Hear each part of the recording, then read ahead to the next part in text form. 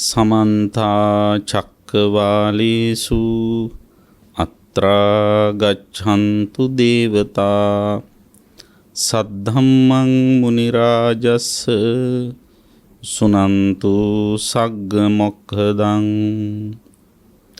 धम्मश्रवण कालो अयं भदन्ता धम्मश्रवण कालो अयं भदन्ता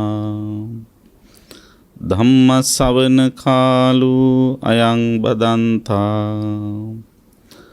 नमो तस्स भगवतो अरहतो सम्मा सम्बुद्धस्स नमो तस्स भगवतो अरहतो सम्मा सम्बुद्धस्स नमो तस्स भगवतो अरहतो सम्मा सम्बुद्धस्स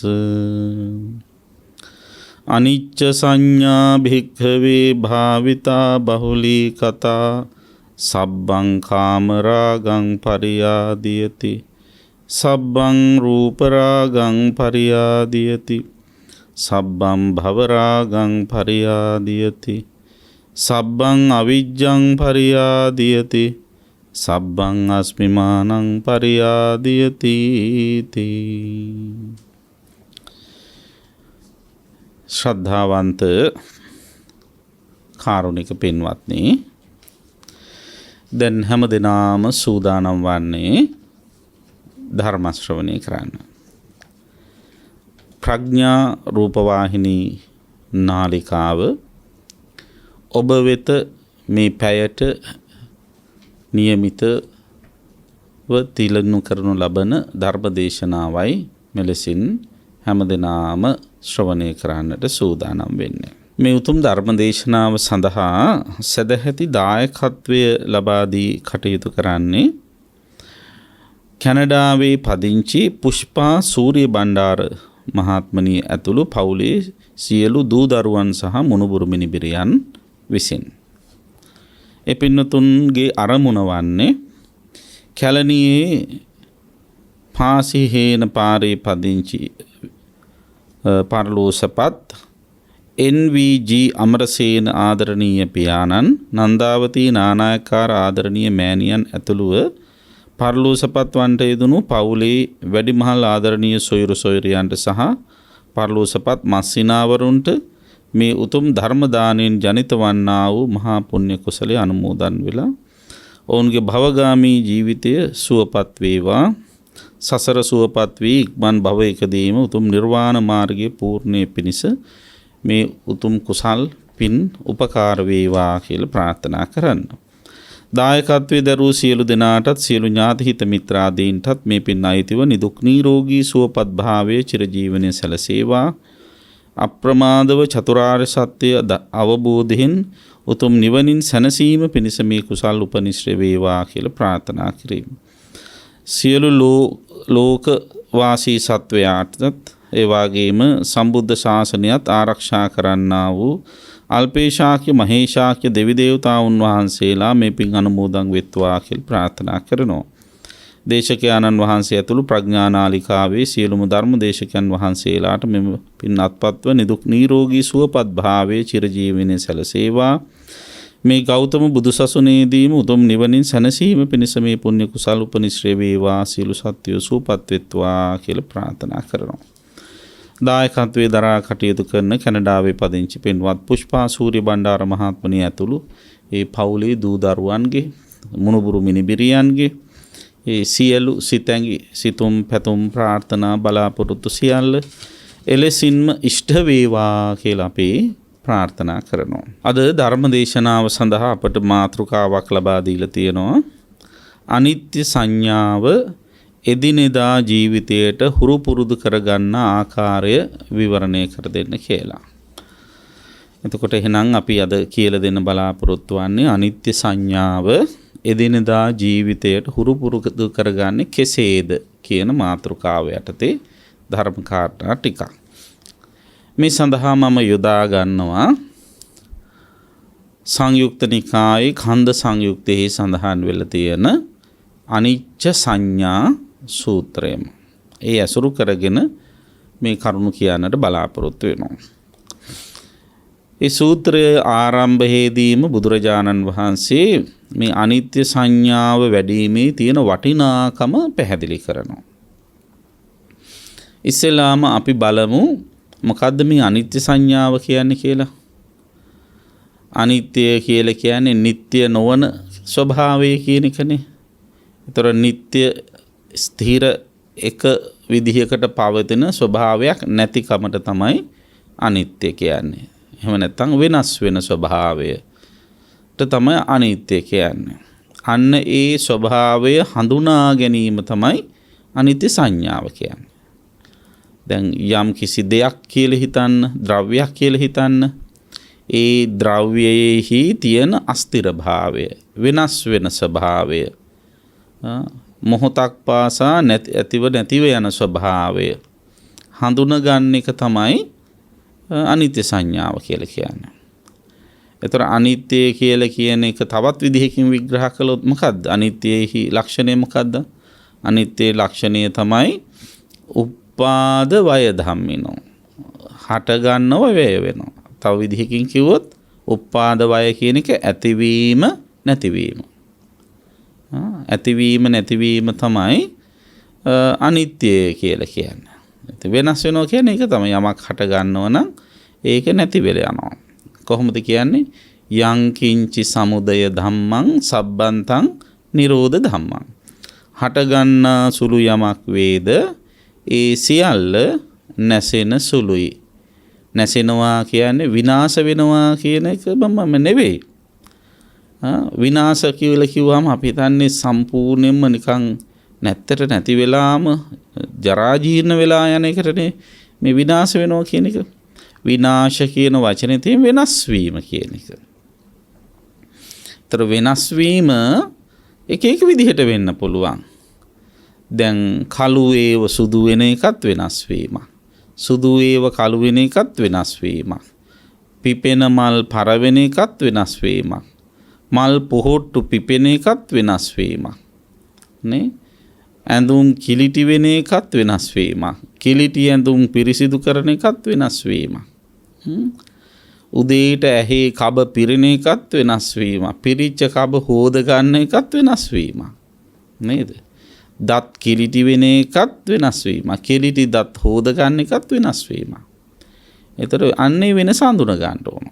එතකොට යමක් හටගත්ත නම් යම් ස්වභාවයක් තියෙනවා නම් ඒ පවතින ස්වභාවයේ වෙනස් වීම තමයි මෙතන අනිත්‍ය කියලා කියන්නේ. අන්න ඒ වෙනස් වීම හඳුනා ගැනීම තමයි අනිත්‍ය සංඥා කියලා කියන්නේ. එතකොට මෙන්න මේ අනිත්‍ය සංඥාව, මේ වෙනස් වෙන බව හඳුනා ගැනීම ඊටාම වැදගත් වෙනවා. මේ අනිච්ච සංඥා සූත්‍රයේ බුදුරජාණන් වහන්සේ ගැන අවධාරණය කරනවා. කොහොමද?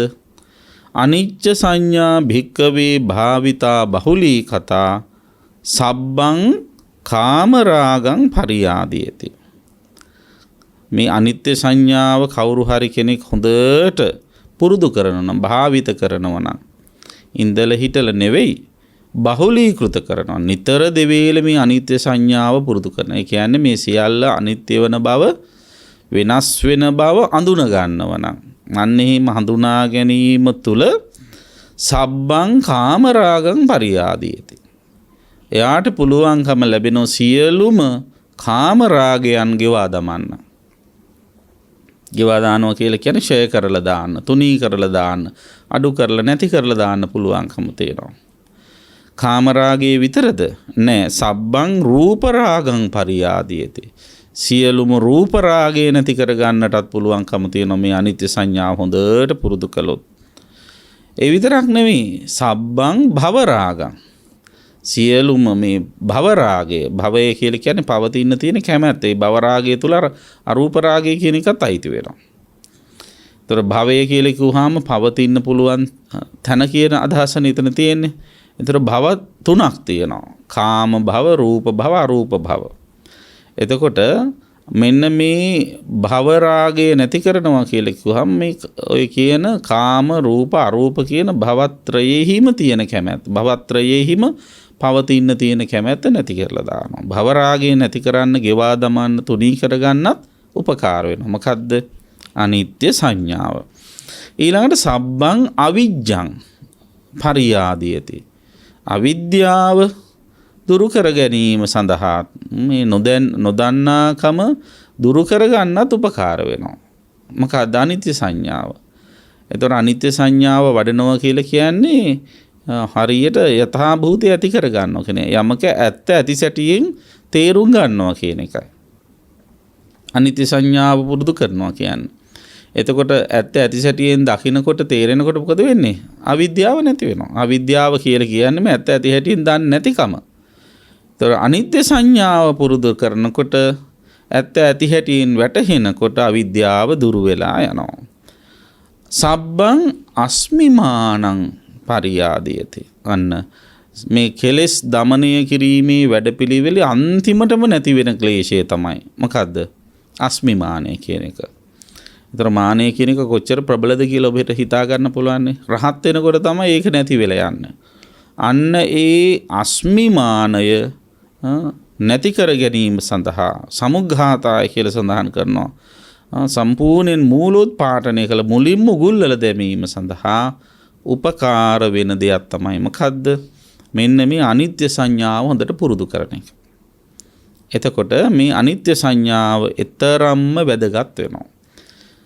දැන් ඔන්න අනිත්‍ය සංඥාව වඩනකොට මොකද වෙන්නේ?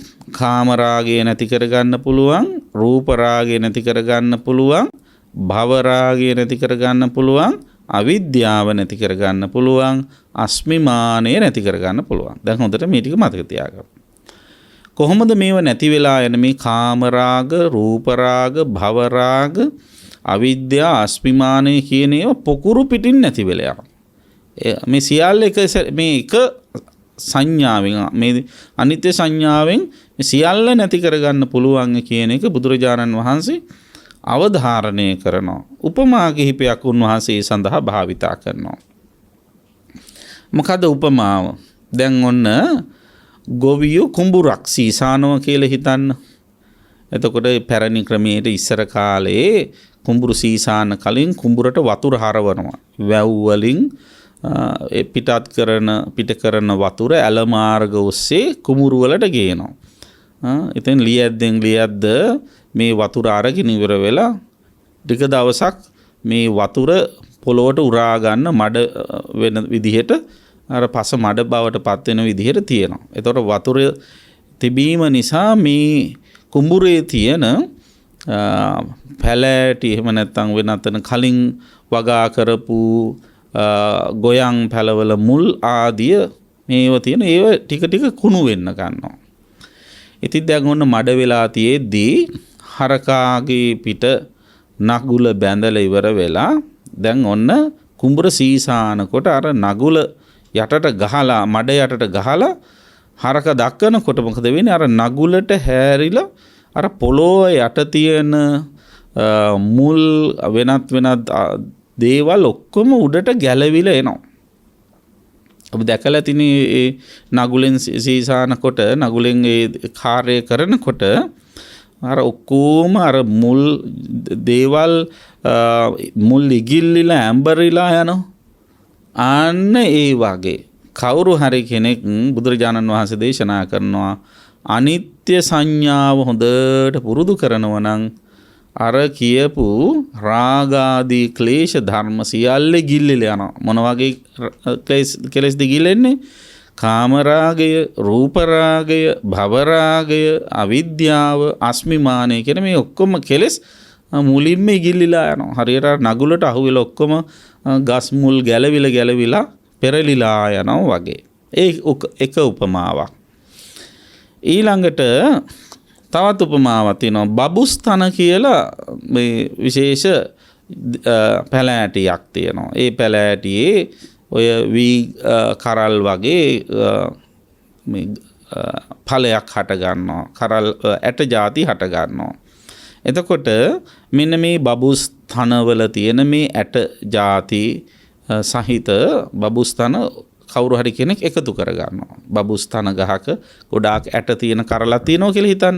එහෙම කරල් සහිත මේ බබුස්තන මිටියක් අරගෙන ඉවර වෙලා කවුරු හරි මිටට අරගෙන ඉවර වෙලා මේක පොළොවේ ගහනවා. උස්සලා ඉවර වෙලා හයියෙන් ගහනවා. එහෙම ගහනකොට මොකද වෙන්නේ? අර බබුස් තනවල තියෙන අර ඇට ඔක්කොම සීසී කඩ විසිරිලා ගැලවිලා යනවා. අන්න ඒ වාගේ කවුරු හරි කෙනෙක් අනිත්‍ය සංඥාව හොඳට පුරුදු කරනවා නම් එයාට ඒ අනිත්‍ය සංඥාව පුරුදු කිරීම තුළ එයාගේ හිතේ තියෙන කාමරාගය, භවරාගය, රූපරාගය, අවිද්‍යාව, අස්මිමානය කියන මෙන්න මේ කෙලෙස් සීසී කඩ විසිරිලා නැති වෙලා ගැලවිලා විනාශ වෙලා යනවා කියලා බුදුරජාණන් වහන්සේ අවධාරණය කරනවා. එතකොට හිතන්න කොච්චර ප්‍රබල භාවනාවක්ද මේ අනිත්‍ය සංඥාව කියලා කියන්නේ. ඊළඟට තවත් උපමාවක් දේශනා කරනවා. ඒ තමයි දැන් ඔන්න අඹ වල්ලක් තියෙනවා. එක නට්ටකින් එල්ලිලා තියෙන අඹ ගෙඩි 10ක් 15ක් විතර තියෙන අපි හිතමු මී අඹ හරි ඇටඹ හරි තියෙනවනේ. ඒ වගේ අර එක පොකුරට තියෙන ලොකු අඹවලු.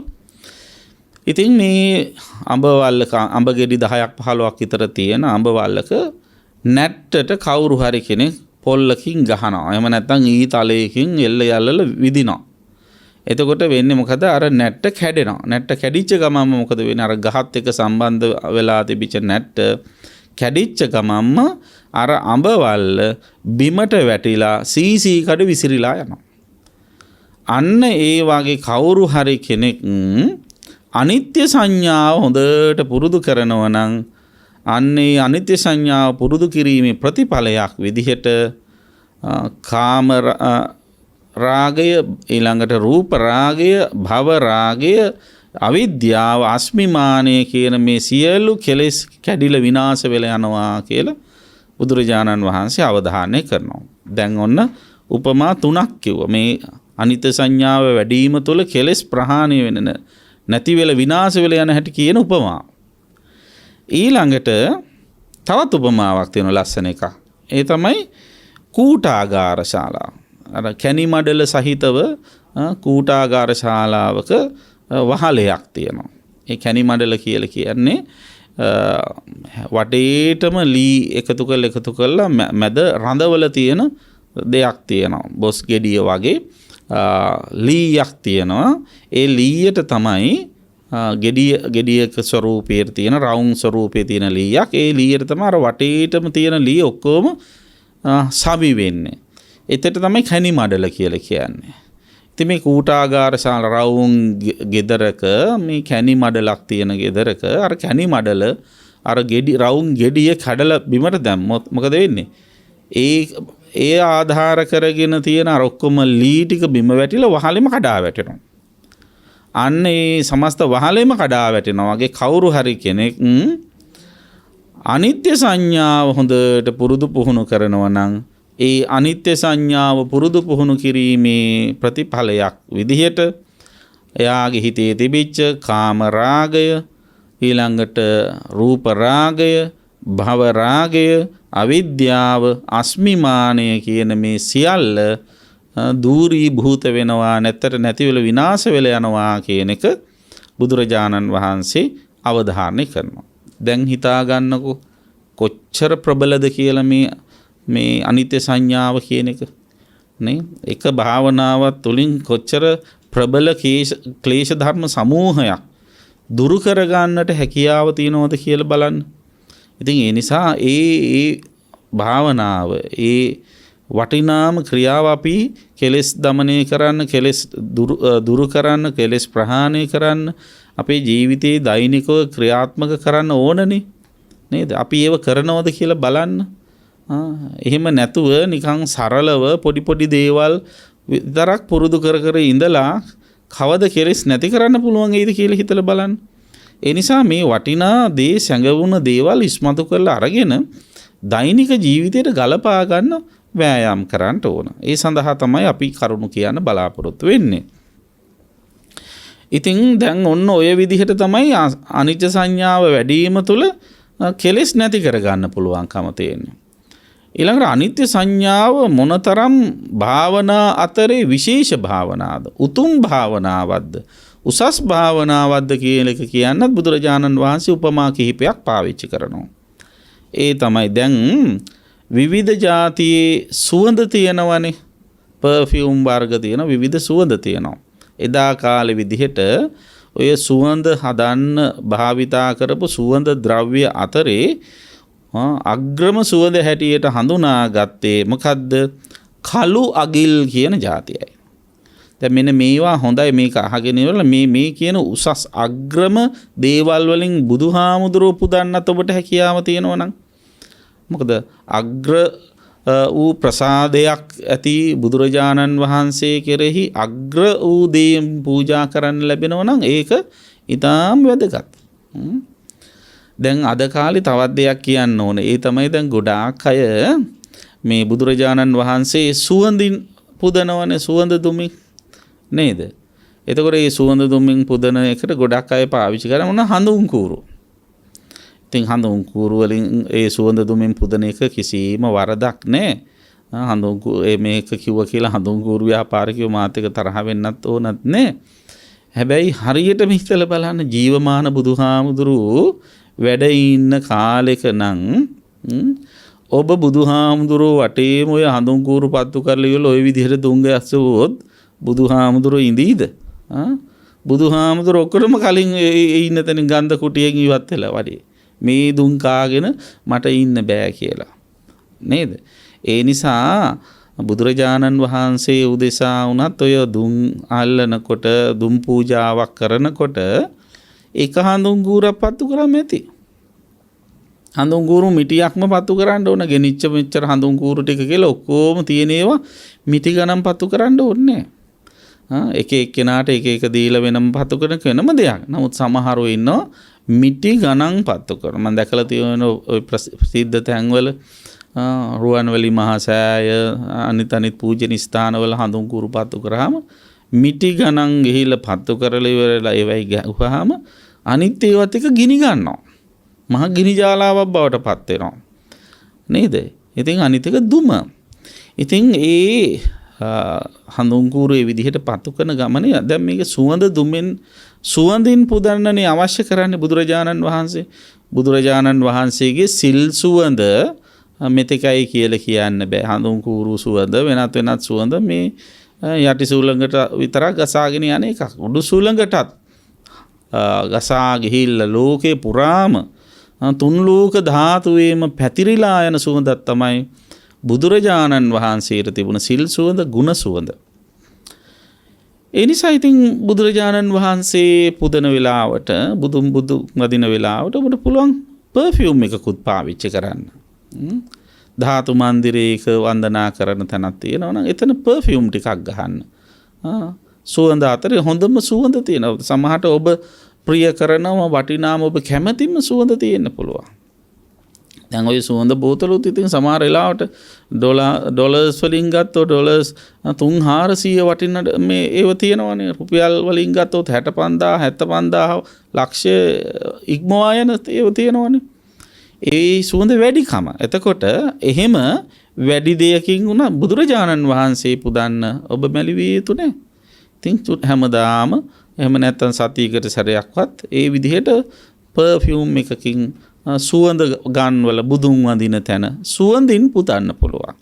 හඳුන් කූරුම පත්තු කරන්න දුම් ගහන්න ඕනේ. ඒ සුවඳයි අර්ථවත් කරන්න ඕන.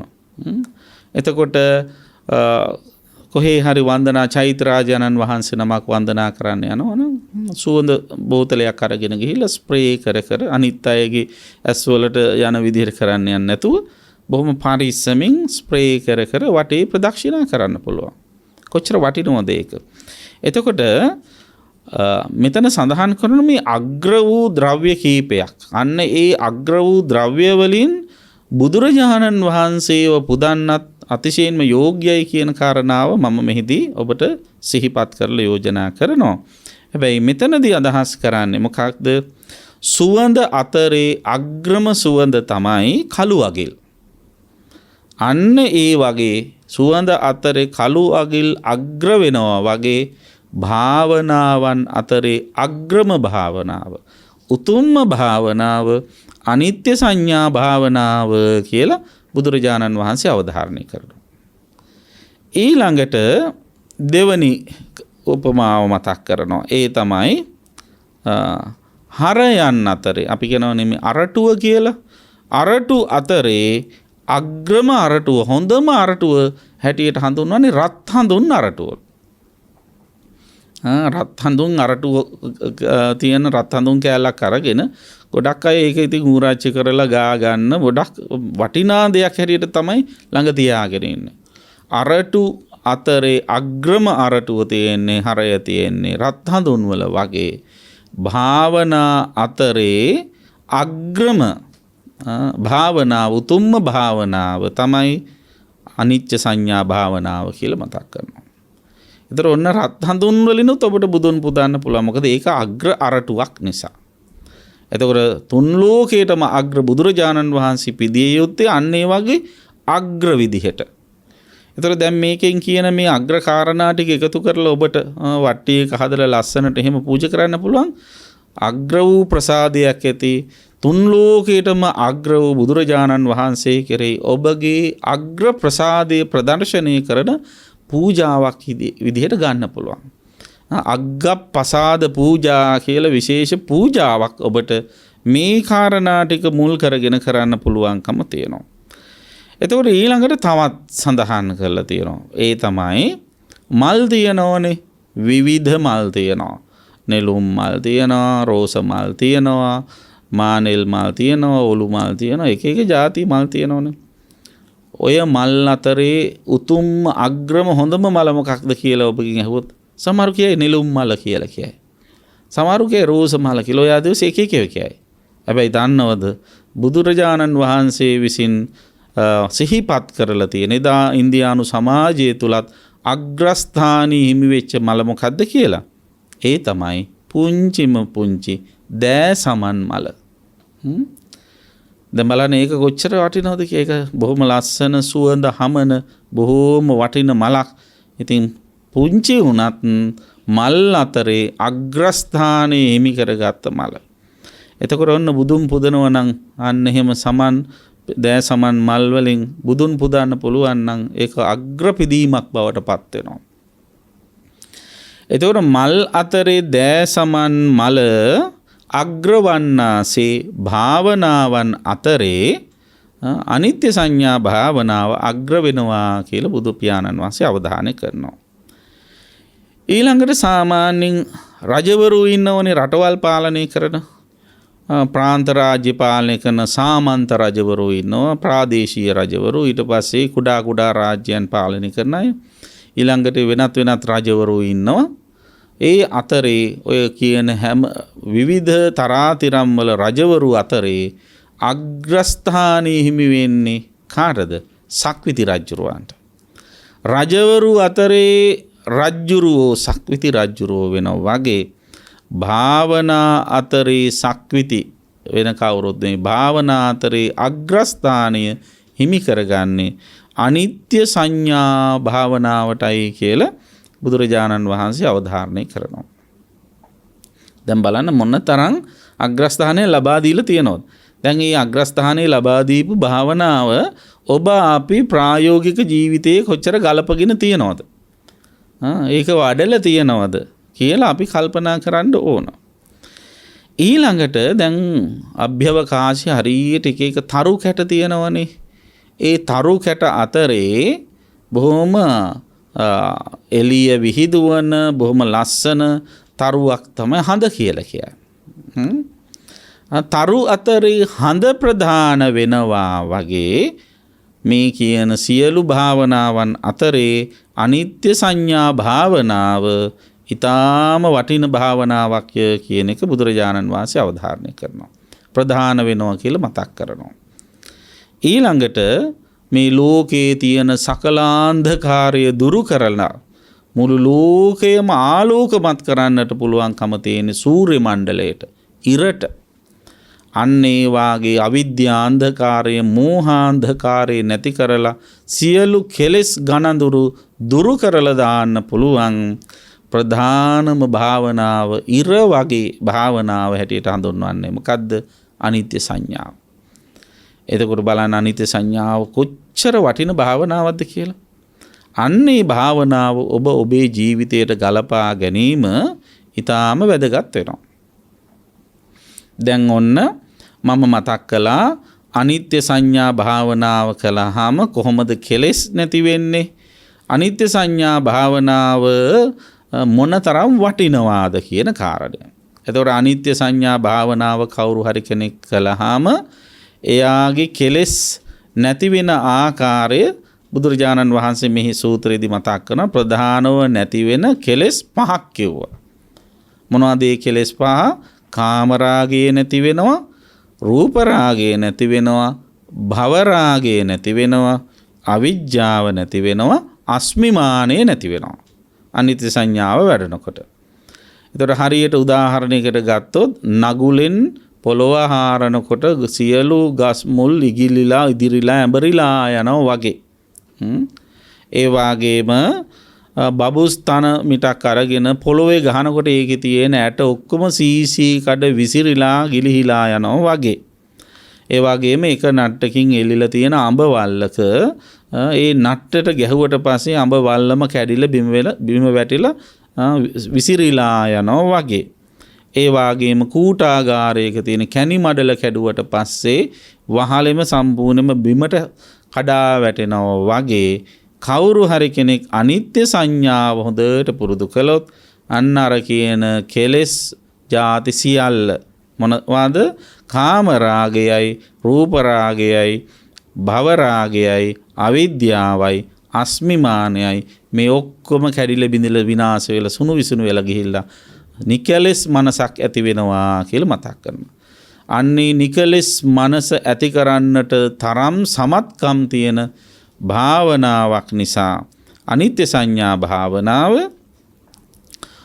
සියලු සුවඳ අතරේ අග්‍රව හඳුන්වන කළු අගිල් සුවඳ වගේ. කළු අගිල් සියලු සුවඳ අතර අග්‍රව හඳුන්වනවා වගේ සියලු භාවනාවන් අතරේ අනිත්‍ය සංඥාව අග්‍ර වෙනවා කියලා මතක් කළා. ඒ වගේම සියලු හරයන් අතරේ රත් හඳුන් හරය, රත් හඳුන් අරටුව අග්‍ර වෙනවා වගේ සියලු භාවනාවන් අතරේ අනිත්‍ය සංඥා භාවනාව අග්‍ර වෙනවා කියලා මතක් කළා. සියලු මල් අතරේ දෑසමන් මල අග්‍ර වෙනවා වගේ සියලු භාවනාවන් අතරේ අනිත්‍ය සංඥාව අග්‍ර වෙනවා කියලා මතක් කළා. ඒ වගේම සියලු රජවරු අතරේ සක්විති රජ්ජුරුව අග්‍රස්ථානය හිමි කරගන්නවා වගේ සියලු භාවනාවන් අතරේ අනිත්‍ය සංඥාව අග්‍රස්ථානය හිමි කරගන්නවා කියලා සිහිපත් කළා. සියලු තරු අතරේ හඳ අග්‍රස්ථානයට පත් වෙනවා වගේ සියලු භාවනාවන් අතුරෙන් අනිත්‍ය සංඥා භාවනාව අග්‍රස්ථානය හිමි කරගන්නවා කියලා මතක් කළා. ඒ වගේම මේ සක්වල තියෙන ග්‍රහ වස්තුන් අතරේ ඉර සූර්ය මණ්ඩලය මුළු ලෝක ධාතුවම ආලෝක කරන්නාසේ ප්‍රධානව ලෝකයෙහි බැබලන්නාසේ සියලු භාවනාවන් අතුරෙන් අනිත්‍ය සංඥා භාවනාව අග්‍රස්ථානයේ ලබාගෙන බැබලෙනවා කියලා සඳහන් කළා. එතකොට ඔන්න බලන්න අනිත්‍ය සංඥාවේ තියෙන වටිනකම. දැන් මේ වටින භාවනාව කොහොමද කරන්න ඕන? එතකොට බුදුරජාණන් වහන්සේ දේශනා කරනවා අනිත්‍ය ගැන හිතන්න තියෙන්නේ මෙහෙමයි. දැන් මූලිකව හිතන්න තියෙන්නේ පංචස්කන්ධය ගැන. එතකොට මොකද්ද පංචස්කන්ධය? රූප, වේදනා, සංඥා, සංඛාර, විඥාන. මෙන්න මේ කියන ගොඩවල් පහ ගැනම හිතන්න ඕන. කොහොමද? ඉති රූපං ඉති රූපස්ස සමුදයෝ ඉති රූපස්ස අත්ථංගමෝ. රූපය කියන්නේ මෙන්න මේකටයි, රූපය හටගන්නේ මෙහෙමයි, රූපේ නැති වෙන්නේ මෙහෙමයි. ඒ කියන්නේ රූපය කියලා කියන්නේ මේ කියන ශීතෝෂ්ණාදිය නිසා විකෘති ස්වરૂපයට පත්වෙන්නා වූ මේ කය කියලා දැනගන්නවා. ඊට පස්සේ මේ කය රූපය හටගන්නේ ආහාර නිසා කියලා දැනගන්නවා. ඒතර ආහාර වෙනස් වෙන විදිහට රූපයත් වෙනස් වෙනවා. දැන් පුංචි කාලේ ඉපදිච්ච ගමම්ම කිරි ආහාර බවට පත් කරලා. එතකොට රූපය බොහෝම මට සිලිටි රූපයක්. ඉතින් ළමයා වයසින් මුහුකුරා යත්යත්ම අර කිරි ආහාර, ද්‍රවමය ආහාර මොකද වෙන්නේ? ඝන ආහාර බවට පත් වෙනවා. ඒතර ඝන ආහාර ගන්න ආහාරයට අනුව ශාරීරික ස්වરૂපයත් රූපයත් වෙනස් වෙලා යනවා. අන්න එතකොට ආහාරය පදනම් කරගෙන මේ කය වෙනස් වෙලා යනවා කියලා දකිනවා. එතකොට ආහාරය තමයි රූප සමුදය. ආහාරය වෙනස් වෙනකොට රූපයත් වෙනස් වෙනවා, අත්ංගමයට යනවා කියලා දකිනවා.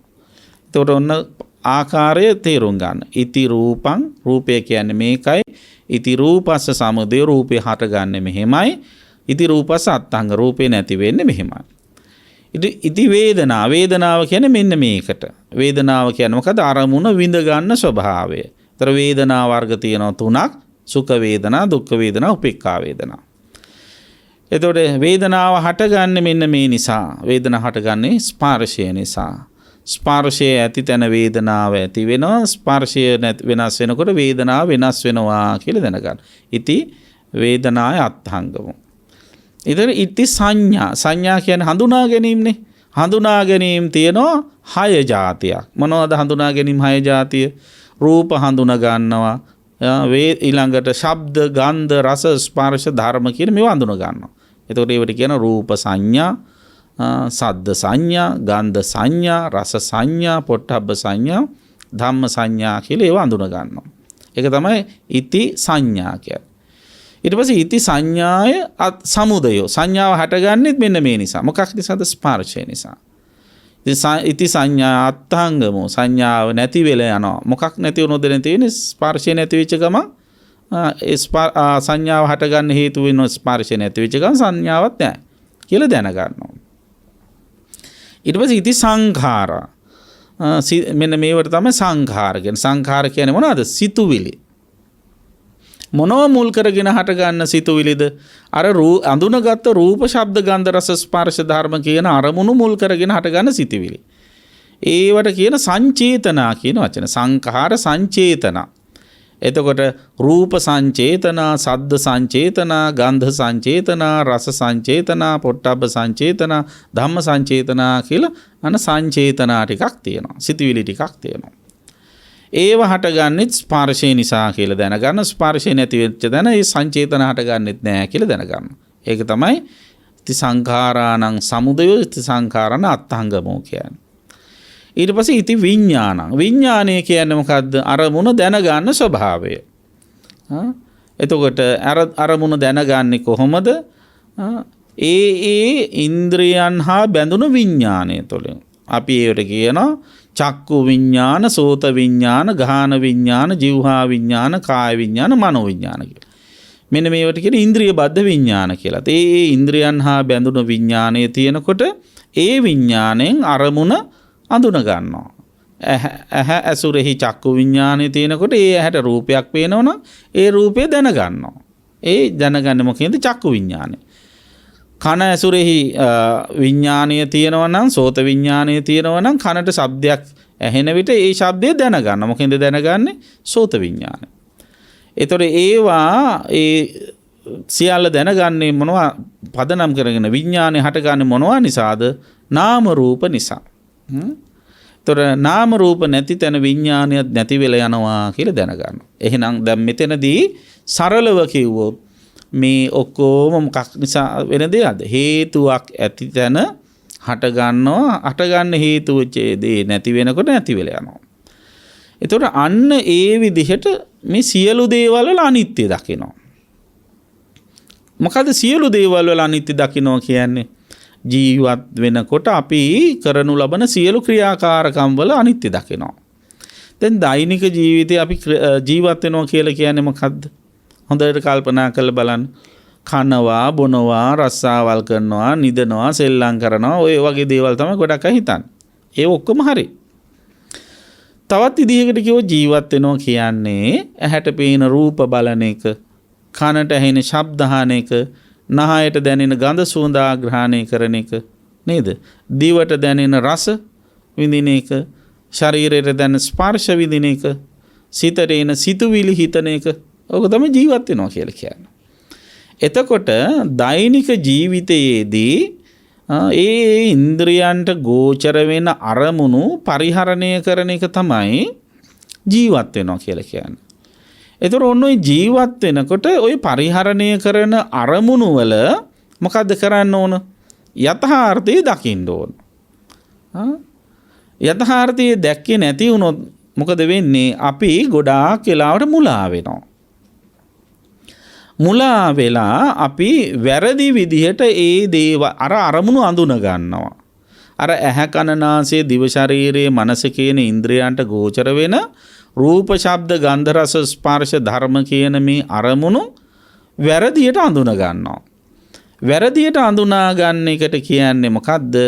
සංඥා විපල්ලාස කියලා. වැරදි හඳුනා විකෘති හඳුනා ගැනීම. එතකොට විකෘති හඳුනා ගැනීම මුල් කරගෙන තමයි හිතේ කෙලෙස් හටගන්නේ. මොනවද විකෘති හඳුනා ගැනීම? විකෘති හඳුනා ගැනීම තියෙනවා 4ක්. ඒ තමයි අනිච්චේ නිච්ච සංඤේ. අනිත්‍ය දේවල් වෙනස් වෙන දේවල් වෙනස් වෙන්නේ නැහැ. ස්ථිරසාරව නොවෙනස්ව පවතිනවා කියලා හිතනවා. අන්න ඒක විකෘති හඳුනා ගැනීමක්. අනිච්චේ නිච්ච සංඤේ. අනිත්‍ය දේවල් නිට්ටයයි කියලා හිතනවා. ඊළඟට දුක්ඛේ සුඛ සංඤේ. දුක ඇති කරන දේවල් සැප ඇති කරන දේවල් කියලා හිතනවා. ඊළඟට අනත්තේ අත්ත් සංඤේ. Tamanට ඕන විදිහට පාලනය කරන්න බැරි දේවල් Tamanට ඕන විදිහට පාලනය කරන්න පුළුවන් දේවල් කියලා හිතනවා. ඊළඟට අසුභේ සුභ සංඤේ. අසුභ දේවල් සුභ විදිහට හිතනවා. ඔන්න ඔය විදිහට නිට්ටයයි සුඛයි ආත්මයි සුභයි කියලා හිතන්න ගත්තාම ඒ අරමුණු වල මොකද කරන්නේ? තණ්හාවෙන් බැඳෙනවා. ඒ තණ්හාවෙන් බැඳෙන්නේ ඒක වෙනස් වෙනවා කියලා දන්නේ නැති නිසා, දකින්නේ නැති නිසා. ස්ථිරසාරව මේ විදිහට තියෙනවා කියලා හිතනවා. එතකොට දැන් හොඳ දෙයක් වුණත්, අපි ප්‍රිය දෙයක් වුණත් අර නිට්ටයයි සුඛයි ආත්මයි සුභයි කියලා හිතලා එහෙම අල්ලන්න ගත්තොත් මොකද වෙන්නේ? අර ප්‍රිය දේවල් වල දැඩිව අපේ හිතේ ආශාව ඇති වෙනවා. ඒ වගේම නරක දේවලුත් තියෙන්න පුළුවන් නේ. නරක දේවල් සම්බන්ධයෙන්ොත් අපි නිට්ටයයි කියන සංකල්පයෙන් ගත්තොත් මොකද වෙන්නේ? නරක දේවලුත් වෙනස් වෙන්නේ නැහැ කියලා හිතාගත්තොත් අන්න ඒව තුළ අපි ගැටෙන්න යනවා. එතකොට මෙන්න මේ වෙනස හඳුනාගත්තේ නැතිකම නිසා මොකද වෙන්නේ? එක්කෝ ඇලෙනවා, එක්කෝ ගැටෙනවා, එක්කෝ මුලා වෙනවා. ඉතින් ඇලෙන එකට කියනවා රාග, ගැටෙන එකට කියනවා ද්වේෂ, මුලා වෙන එකට කියනවා මෝහ කියලා. ඉතින් අන්තිමේදී මොකද වෙන්නේ? මේ යථාර්ථය තේරුම් ගත්තේ නැති නිසා රාග ද්වේෂ මෝහ අවශ්‍යගෙන කෙලෙස් අවශ්‍යගෙන ඒ කෙලෙස් වැඩි දියුණු කරගෙන ඒවා මනෝ කර්ම බවට පත් කරගෙන ඊට පස්සේ මනසින් කර්ම රැස් කිරීම නවත්තන්න නැතුව වචී කර්ම කාය කර්ම බවට පත් කරගෙන ඊළඟට ඒ කර්ම රැස් කර ප්‍රතිසන්දි විඥානය පෝෂණය කර මොකද කරන්නේ? සංසාරයට වැටිලා ජාති ජරා ව්‍යාධි මරණ ආදී දුක් වලට උදුරු වෙමින් දුක් විඳ සංසාරي සැරිසරනවා. අන්න ඒක නවත්ත ගන්න මොකද්ද කරන්න ඕන? මේ తాවකාලිකව අපි පරිහරණය කරන මේ අරමුණු වල යථාර්ථය හොඳ විදිහට දකින්න. යථාර්ථවාදීව දකින්න. ඒතර යථාර්ථය මොකද්ද? අනිත්‍ය දුක්ඛ අනාත්ම කියන ත්‍රිලක්ෂණය. මේ ලෝකේ තියෙන හැම දෙයක්ම හේතුන් නිසා හට ගන්න දේවල්. හේතුන් කියලා කියන්නේ ස්ථිරසාර දේවල් නෙවෙයි. ඒවත් වෙනස් වෙලා යනවා. අර කියපු විදිහට සමුදය වය වෙනවා. සමුදය කියන්නේ ඇති වෙනවා, වය කියන්නේ නැති වෙලා යනවා. අත්ංගමය. ඇතිවීම නැතිවීම වෙනවා. ඒතර ඇති වෙන සුළු නැති වෙන සුළු මූල පදාර්ථ වලින් හට ගන්නා සුළු යමක් වේද? ඒ හට ගන්න දේවලුත් ඒ විදිහටම ඇති වෙලා නැති වෙනවා. ඒ කියන්නේ මොකද්ද? ඇති වෙලා නැති වෙලා යනවා කියන්නේ අනිත්‍ය වෙනවා කියන එක. අන්න ඒ විදිහට මේ සියලු දේවල් කෙරෙහි අපි අනිත්‍ය ලක්ෂණය දකිනවන අනවශ්‍ය විදිහට තණ්හාවෙන් බැඳෙන්නේ නේද? අපි ප්‍රිය කරන දේවල් උන අප්‍රිය කරන ශබ්දයක් වුණත්, ප්‍රිය කරන රූපයක් වුණත්, ප්‍රිය කරන සුවඳක් වුණත්, ප්‍රිය කරන රසයක් වුණත්, ස්පර්ශයක් වුණත්, සිතවිල්ලක් වුණත් අපි හිතනවා නම් මේ ප්‍රිය කරන දේ පවා මොහොතක් පාස නැති වෙලා යනවා කියලා දකිනවනම් අන්නේ ප්‍රිය කරන දේ මුල් කරගෙන අපි තණ්හාවෙන් බැඳෙන්න යන්නේ.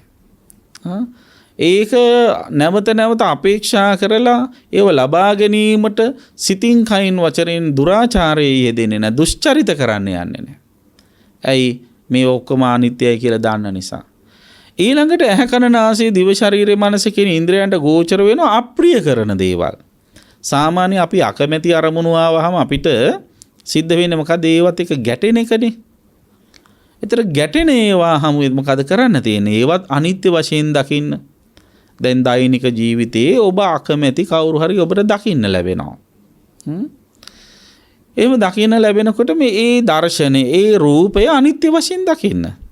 මොකද්ද? මේ අකමැති රූපය මෙතන දැන් ඇති වුණා තමයි. හැබැයි තව රූපයක් ආපු ගමන් මේ රූපේ නැති වෙලා යනවා කියලා හිතන්න. අන්න එහෙම හිතනකොට මේක බොහොම తాවකාලිකයි. ටික කාලයයි මේ රූපය රැඳෙන්නේ කියලා තේරුණා නම් ඒ ටික කාලේ රූපය මුල් කරගෙන ගැටෙන්න යන්න. අපි දන්නවා ඊළඟට මේ රූපේ වෙනස් වෙන සුළුයි කියලා. එහෙමනම් අපි ඒකේ ගැටෙන්න යන්නේ. ශබ්දේ වුණත් එහෙමයි. කවුරු හරි ඔබට බනිනවා. බැන්නහම ඔබට කේන්ති යනවා. කේන්ති ගියාම ඔබ කල්පනා කරන්න. කේන්ති ගිහිල්ලා ඊට පස්සේ ඒක ගැනම හිතා ඉන්න ගිහිල්ලා මනෝ කර්ම රැස් කරලා ඊට පස්සේ මමත් ලේසියෙන් අතාරින්නේ නැහැ මේකට මමත් වචනයක් දෙකක් කියන්න ඕන කියලා එයාට ආපහු බැනලා වචී කර්ම සිද්ධ කරලා එයාත් ආපහු බනින්න ආවට පස්සේ බැනුම දුර දිග ගිහිලි වෙලා කාය කර්ම කරලා අතින් පයින් ගහගෙන ඊට පස්සේ අනේ මිනි මරාගෙන මහා අවුලක් බවට පත් වෙනවා. හැබැයි ඔය ශබ්දය ඔබ අනිත්‍ය වශයෙන් දැක්කනම් අර බැනුම කොහොමද අනිත්‍ය වශයෙන් දකින්නේ? දැන් මේක ශබ්දයක් කනට ඇහුණ බව ඇත්තයි. හැබැයි ඊට පස්සේ තව ශබ්දයක් ඇහෙනකොට මුලින් ඇහිච්ච ශබ්දය අනිත්‍ය වෙනවා. වෙනස් වෙලා යනවා කියලා දකින්න. එතකොට මේ අනිත්‍ය කියන එක ආකාර දෙකකට දකින්න පුරුදු වීමත් වැදගත් වෙනවා. ඒ මොකද ආකාර දෙක? ඒකට කියනවා විපරිණාම ධම්ම අනිත්‍ය සහ අඤ්ඤතා භාව අනිත්‍ය කියලා. විපරිණාම ධම්මේ කියන්නේ එකම දේ අනුක්‍රමයෙන් වෙනස් වෙන එක. දැන් රූපයක් ගත්තාම රූපයේ අනිත්‍ය දකින්න කියලා කිව්වහම අපිට පුළුවන් ඒ රූපය අනුක්‍රමයෙන් දුර්වල වීගෙන වෙනස් වීගෙන යන හැටි දකින්න. එතකොට දැන් මලක අනිත්‍ය දකින්න කියලා කිව්වොත් ඔබට පුළුවන් මලේ අනිත්‍ය දකින්න. ගොඩක් අය මලේ අනිත්‍ය දකින්න පටන් ගන්න කොතනින්ද? පිපිල තියෙන මලක් පර වෙලා යන එක විතරයි දකින්න. ඒක අනිත්‍ය භාගයට දැකීම. ඒක වරදක් නෙමෙයි. හැබැයි භාගයට දැකීම. මලක අනිත්‍ය දකින්නකොට දකින්න ඕන මොකද්ද? පොහොට්ටුවේ ඉඳලා දකින්න ඕන.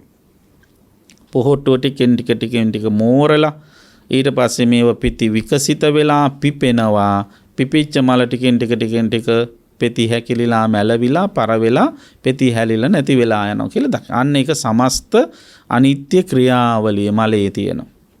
නේද? එතකොට එයා ඒක දකින්න එක්කෙනා දකිනවා මොකද්ද? ඒ මලේ හැටි කියලා. ඒතර මේ මලේ හැටි කියලා දැනගත්තනම් පිපුණ මලේ ඇලෙන්නේ නැහැ, පර වෙන මලේ ගැටෙන්නේ නැහැ. මොකද ඒවා මොහොතින් වෙනස් වෙලා යනවා කියලා දකිනවා. ඒතර ඔන්න ඒක විපරිණාම ධම්මානිත්‍ය අනුක්‍රමයෙන් වෙනස් වෙන එක. අඤ්ඤතා භාවානිත්‍ය කියන්නේ එකකට එකක් වෙනස් වෙනවා. ඒ කොහොමද වෙන්නේ? එයා ඇහෙන් මලක් දැකලා ඉන්න වෙලාවේ කනින් ශබ්දයක් අහනවා. ඒතර කනින් ශබ්දය අහනකොට මුලින් දැකපු මල නිසා ඇතිවෙච්ච පංචස්කන්ධ ක්‍රියාවලිය රූප වේදනා සංඥා සංකාර විඥාන කියන ස්කන්ධ පංචකයම නැති වෙලා ගිහිල්ලා ශබ්දය මුල් කරගත ස්කන්ධ පංචකයක් ඇති වෙනවා. අන්න ඒ තුල වෙන අනිත්‍ය දකිනවා. එහෙම දකිනකොට ඔබට තේරෙනවා මේවා මොහොතක් පාසා ඇතිව නැතිව යනවනේ. මේවා වෙනස් කරන්න බෑනේ. මේවා මට ඕන විදිහට පාලනය කරන්න බෑනේ කියලා වැටහෙනවා. එතකොට යමක් මට ඕන විදිහට පාලනය කරන්න බෑ කියලා වැටහුණාට පස්සේ ඒ පරණ මෝඩකම් ආපහු කරන්නේ. අපි මේ ගොඩාක් වෙනස් වෙන දේවල් තමන්ට ඕන විදිහට නොවෙනස්ව පවත්වා ගන්න උත්සාහ කරන්න යාම තුළ තමයි මේ ඔක්කොම ප්‍රශ්න ඇති කරගෙන තියෙන්නේ. ඉතින් කවුරු හරි මේ අනිත්‍යතාවය හරියට වටහා ගත්තාම එයාට තේරෙන මේ අනත්තතාවයත් මොකද්ද? මෙහෙම වෙනස් වෙනවා. මොකක් නිසාද වෙනස් වෙන්නේ? මේ මට ඕන විදිහට පාලනය කරන්න බැරි නිසා කියලා දකිනවා. එහෙම දැක්කට පස්සේ තමන් ගැනම තමන්ට ලැජ්ජ හිතෙනවා. මට බැරි දේවල් කරන්න ගිහිල්ලානේ මම මේ අමාරුවේ වැටුනේ. මේ දුකටපත් වෙලා ඉන්නේ විහිංමනේ කියලා වැටහෙනවා. එහෙම වැටහිලා නැවත එයා අර විදිහට හිතන්න පෙළඹෙන්නේ නැහැ. එයා අර සියල්ල මොහොතක් පාසා ඇතිව නැතිව යන දේවල් කියලා දකිනවා. ඇතිව නැතිව යන දේවල් වල තණ්හාවෙන් පැඳෙන්නේ නැතුව ඉන්නවා. ඒක තමයි හැටි කියලා තේරුම් ගන්න. ඇතිව නැතිව යන දේවල් වල ද්වේෂයෙන් ගැටෙන්නේ නැතුව ඉන්නවා. ඒක තමයි හැටි කියලා දන්න නිසා. ඉතින් අන්න ඒ විදිහට ඔබට පුළුවන් නම් දෛනික ජීවිතය තුළ අරමුණු පරිහරණය කරන්න. ඒ අරමුණු පරිහරණය කිරීම තුළ ඔබට මොන තරම් සැහැල්ලුවක් ඇති වෙනවද කියලා කල්පනා කරලා බලන්න. ඒ නිසා මේ අනිත්‍ය දර්ශනය කියලා කියන්නේ අසුබ දර්ශනයක් නෙවෙයි. අනිත්‍ය දර්ශනය කියලා කියන්නේ ජීවිතය පිළිබඳ යථාර්ථය ඇති කරන දර්ශනයක්. අනිත්‍ය ගැන කල්පනා කරන කෙනා, මෙනෙහි කරන කෙනා හැමතිස්සෙම නැවුම් සිතුවිලි තියෙන කෙනෙක්. එයාගේ හිත හරීම ප්‍රබෝධමත්. ඇයි එයා එකම දේ පල් කර කර තියාගෙන ඉන්නේ. එයා දන්නවා මේ හැම දෙයක්ම මොහොතක් පාසාම ඇතිවෙල නැතිවෙල යනවා කියලා.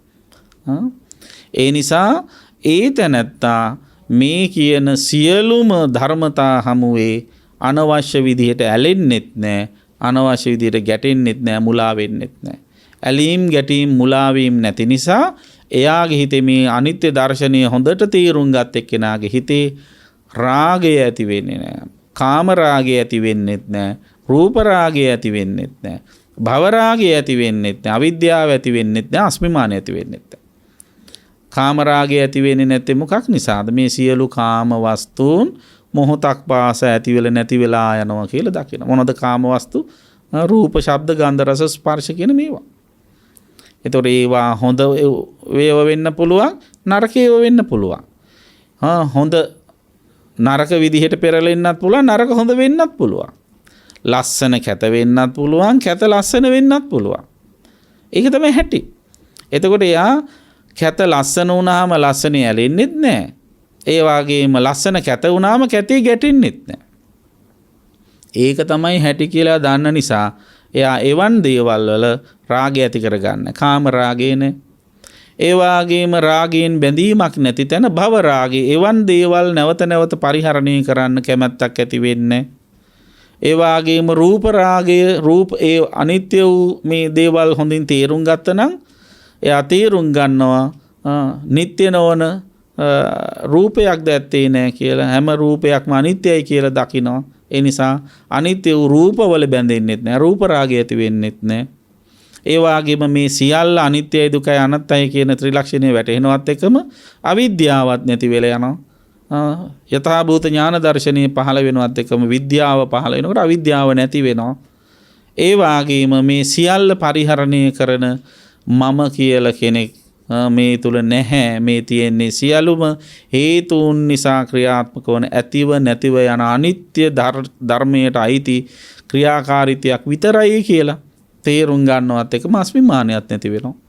අන්න ඒ තුල සියලු කෙලෙසුන් නැති කරගෙන නිවනට සමීප වෙනවා. ඉතින් එහෙම නිවනට සමීප වෙන්න පුළුවන් වෙන විදිහට ජීවිතය හැඩගස්වා ගන්න පුළුවන් විදිහට කටයුතු කිරීම වැදගත් වෙනවා. ඉතින් දෛනික ජීවිතයේදීත් අපි ජීවත් වෙනකොට කරන්නේ ඔය අරමුණු පරිහරණය කරන එකනේ. ඒ නිසා ඒ අරමුණු පරිහරණය කරනකොට ඒ සියල්ලම ඇතිවෙල නැතිවෙල යනවා කියලා හිතන්න. කනට අහපු ශබ්ද බැනුම් වුණත් එහෙමයි. ගෙදර දොරේ නිතර බනිනවනම් අනේ ඉතින් මේකත් අනිත්‍යයිනේ. මේක තව ශබ්දයක් විතරයිනේ. අනිත්‍ය වූ ශබ්දයක්, අනිත්‍ය වූ කනක හැපුණා. ඒ තුල අනිත්‍ය වූ ස්පර්ශයක් ඇති වුණා. ඉතින් දැන් කනත් අනිත්‍ය වුණා, සද්දෙත් අනිත්‍ය වුණා, ස්පර්ශයත් අනිත්‍ය වුණා කියලා ඒක අතහැරලා දාන්න. ඒක නිත්‍ය වශයෙන් තමයි අල්ලගත්තොත් මට අමතක නෑ, මට කියපු තාම මතකයි, කන තාම දෝංකාර දෙනවා බැනපු හැටි. ඔය ආදී වශයෙන් ඒව නිත්‍ය වශයෙන් අල්ලගත්තාම තමයි පටිඝය, තරහව, ව්‍යාපාදේ මේවා ඇති වෙලා ඊට පස්සේ මනෝ දුස්චරිත කරලා ඊළඟට වචී දුස්චරිත කරලා කාය දුස්චරිත කරලා කර්ම රැස් කරලා අන්තිම සසරට වැටිලා දුගතියට යන්නේ.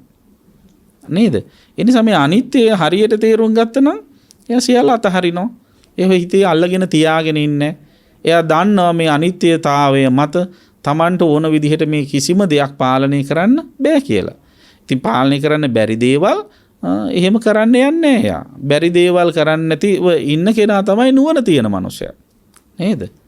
ඉතින් අන්න එහෙම නුවණ තියෙන කෙනාට බැරි දේවල් කරන්න යාම තුල ඇති වෙන යම් දුකක් තියෙනවා නම් ඒ දුක ඇති වෙන්නේ එයා දන්නවා මේ කිසිම දෙයක් Tamanට ඕන විදිහට පාලනය කරන්න බැහැ කියලා. ඒ නිසා තමයි මේ වෙනස් වෙන්නේ කියලා තීරුම් ගන්නවා. ඒ නිසා මේ ලෝකේ දෛනිකව ඔබ ජීවත් වෙනකොට ඔබ පරිහරණය කරන අත්විඳින සියලු දේවල් වල ස්වභාවය අනිත්‍යයි කියලා තේරුම් ගන්න. එතකොට මූලික අවධාරණය කරන්න ඕන දෙයක් තමයි අනිත්‍ය කියන්නේ ලස්සනේව කැත වෙන එක විතරක් නෙවෙයි. අනිත්‍ය කියන්නේ හුදු ධර්මතා ක්‍රියාවලියක්. ඒ ක්‍රියාවලිය තුළ ලස්සනක් තියෙනවා කැතක් තියෙනවා. එතකොට කැතේව ලස්සන වීමත් අනිත්‍යයේ ලක්ෂණයක්. ලස්සනේව කැත වීමත් අනිත්‍යයේ ලක්ෂණයක්. රසයේව නීරස වීමත් නීරසේව රස වීමත් සුවඳ ගඳ වීමත් ගඳ සුවඳ වීමත් ඒ ඔක්කොම වෙනස් වීම අනිත්‍යයි. අන්න ඒක ආවේනික ස්වභාවයක් කියලා තේරුම් අරගෙන ඒ ස්වභාවයට එලෙසින් පවතින ඉඩ දෙන්න. එය මට ඕන විදිහට පාලනය කරන්න යාම තුළ උරුම වෙන්නේ දුක විතරයි කියලා වටහා ගන්න. අන්න ඒ දුකෙන් නිදහස් වෙන්න නම් අනිත්‍ය හරියට තේරුම් අරගෙන ඇලෙන තැන නොඇලි, ගැටෙන තැන නොගැටි, මුලා වෙන තැන නොමුලාව ඔබේ ජීවිතේ පවත්ව ගන්න ඔබ උත්සාහවත් වුණොත් ඔබ භාවනාවන් අතරින් අග්‍රම භාවනාව වන අනිත්‍ය සංඥාව වැඩිීමේ උපරිම ඵල නෙලාගත් පුද්ගලයෙක් බවට පත් වෙනවා. ඒ නිසා ඉඩ ලැබෙන හැම මොහොතකදීම අනිත්‍ය සංඥාවෙන් මේ අරමුණු දිහා බලන්න පුරුදු වෙන්න.